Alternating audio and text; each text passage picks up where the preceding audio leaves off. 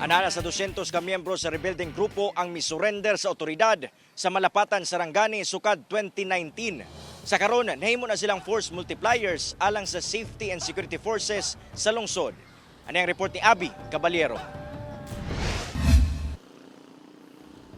2019, dihang unang gideklarang insurgency-free ang Malapatan, Sarangani. Sumala sa LGU, dako daw ang nahimong papel sa mga former rebel o sa mga ginatawag nilang Kamlong Banwe nga nagpabiling hapsay ang lungsod. Sukad niadtong 2019, kapindos syantos na matud pa ang mga former rebel nga gasilbi karon isip Kamlong Banwe. Sila karon ang ato ang mga boundary guard, no, forestry guard nato, no. Sila po na nagabantay karon sa atong mga heavy equipment nga nagatrabaho sa atong mga opening roads going dito sa mga lagyo ng mga barangay. No? Ang mga former rebel, ginapailaw matud pa sa training una mamahimong Kamlong Banwe. Ginatudluan sila og first aid, marksmanship, military discipline, immediate action drills ug uban pa. Matag bulan, duna sila ginadawat nga honorarium gikan sa LGU ug duna sa scholarship ang ilang mga anak. Sa karon mas mabati na matud pa ang kalampusan sa lungsod, sanglit na mintinana ang peace and order. Wala na yung mga extortion nga moabot din sa amo. Makita na to ang mga katawhan, nibalik na ko sila sa sabakan sa gobyerno, lalo na to mga affected sa una sa insurgency. Kauban si Gary Balantay sa kamera.